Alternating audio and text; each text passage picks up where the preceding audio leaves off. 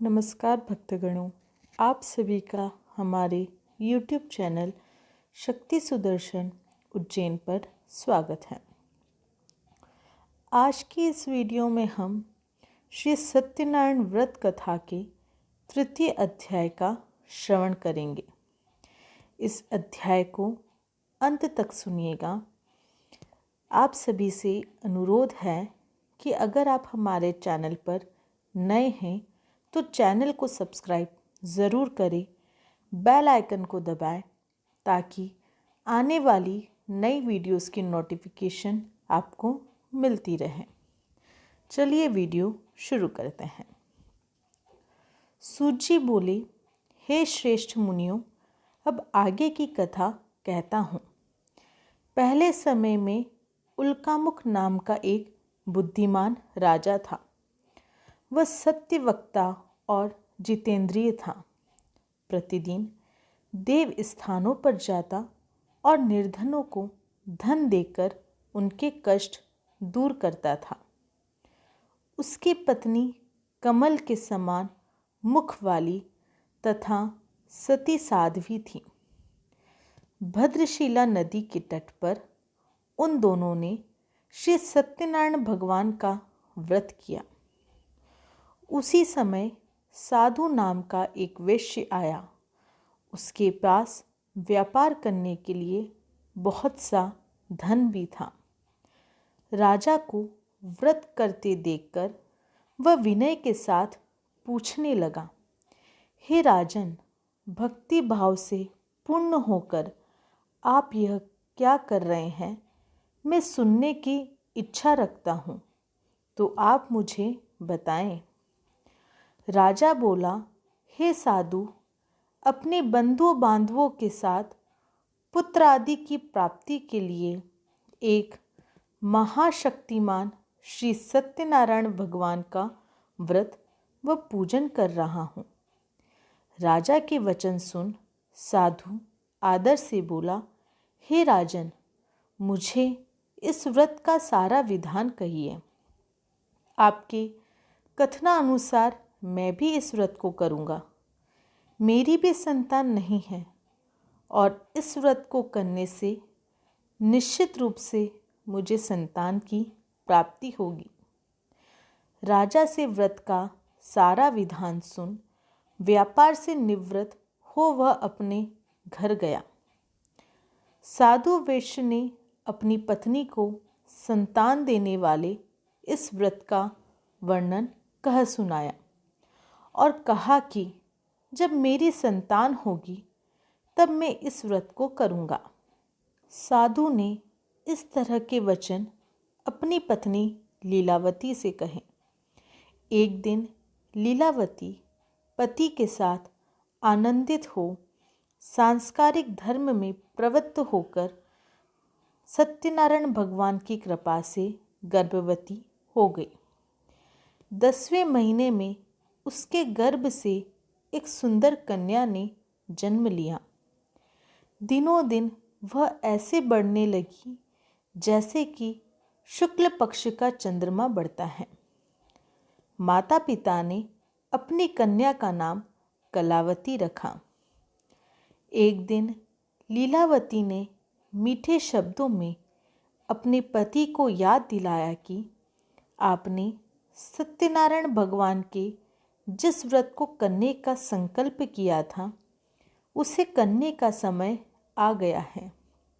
आप इस व्रत को करिए। साधु बोला कि हे प्रिय, इस व्रत को मैं इसके विवाह पर करूँगा। इस प्रकार अपनी पत्नी को आश्वासन देकर वह नगर को चला गया। कलावती पिता के घर में रह वृद्धि को प्राप्त हो गई। साधु ने एक बार नगर में अपनी कन्या को सखियों के साथ देखा तो तुरंत ही दूत को बुलाया और कहा कि मेरी कन्या के योग्य वर देखकर आओ। साधु की बात सुनकर दूत कंचन नगर में पहुंचा और वहां देखभाल कर लड़की के सुयोग्य वाणिक पुत्र को ले आया। सुयोग्य लड़के को देख साधु ने बंधु बांधवों को बुलाकर अपनी पुत्री का विवाह कर दिया। लेकिन दुर्भाग्य की बात यह कि साधु ने अभी भी श्री सत्यनारायण भगवान का व्रत नहीं किया। इस पर श्री भगवान क्रोधित हो गए और श्राप दिया कि साधु को अत्यधिक दुख मिले। अपने कार्य में कुशल साधु बनिया जमाई को लेकर समुद्र के पास स्थित होकर रत्नसारपुर नगर में गया।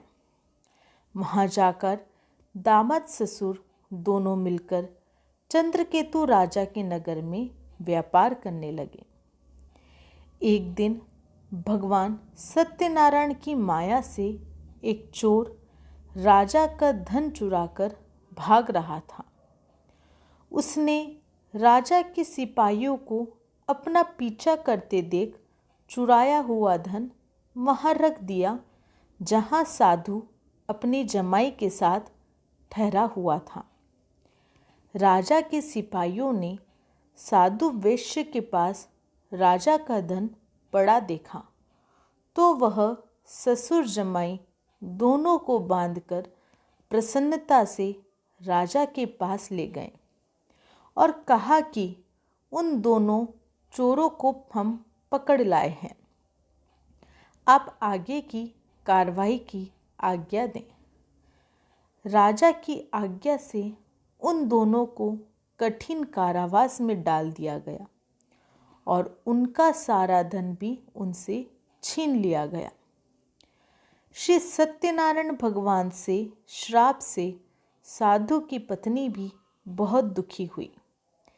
घर में जो धन रखा था उसे चोर चुरा ले गए। शारीरिक तथा मानसिक पीड़ा व भूख प्यास से अति दुखी हो अन्न की चिंता में कलावती के ब्राह्मण के घर गई। वहाँ उसने श्री सत्यनारायण भगवान का व्रत होते देखा। फिर कथा भी सुनी। वह प्रसाद ग्रहण कर वह रात को घर वापस आई। माता के कलावती से पूछा कि हे पुत्री, अब तक तुम कहाँ थी? तेरे मन में क्या है? कलावती ने अपनी माता से कहा, हे माता, मैंने एक ब्राह्मण के घर में श्री सत्यनारायण भगवान का व्रत देखा है। कन्या के वचन सुन लीलावती भगवान के पूजन की तैयारी करने लगी। लीलावती ने परिवार व बंधुओं सहित श्री सत्यनारायण भगवान का पूजन किया और उनसे वर मांगा कि मेरे पति तथा जमाई शीघ्र घर आ जाए। साथ ही यह भी प्रार्थना की कि हम सबका अपराध क्षमा करें। श्री सत्यनारायण भगवान इस व्रत से संतुष्ट हो गए और राजा चंद्रकेतु को सपने में दर्शन दे कहा कि हे राजन, तुम उन दोनों वैश्यों को छोड़ दो और तुमने उनका जो धन लिया है उसे वापस कर दो। अगर ऐसा नहीं किया तो मैं तुम्हारे धन, राज्य व संतान सभी को नष्ट कर दूंगा। राजा को यह सब कहकर वह अंतर्धान हो गए। प्रातःकाल सभा में राजा ने अपना सपना सुनाया। फिर बोले कि वाणिक पुत्रों को कैद से मुक्त कर सभा में लाओ। दोनों ने आते ही राजा को प्रणाम किया। राजा मीठी वाणी में बोला, हे महानुभावों, भाग्यवश ऐसा कठिन दुख तुम्हें प्राप्त हुआ है, लेकिन अब तुम्हें कोई भय नहीं है। ऐसा कह राजा ने उन दोनों को नए वस्त्राभूषण भी पहनाए और जितना धन उनका लिया था उससे दुगना धन वापस कर दिया। दोनों वैश्य अपने घर को चल दिए। इति श्री सत्यनारायण व्रत कथा का तृतीय अध्याय संपूर्ण हुआ। श्रीमन नारायण नारायण नारायण, भजमन नारायण नारायण नारायण। बोलिए श्री सत्यनारायण भगवान की जय। आपको ये वीडियो कैसी लगी कमेंट बॉक्स में ज़रूर बताएं। कमेंट बॉक्स में ओम नमो भगवती वासुदेवाय नमः लिखें। हमारे चैनल को सब्सक्राइब करें और बेल आइकन को दबाएं। जय श्री महाकाल।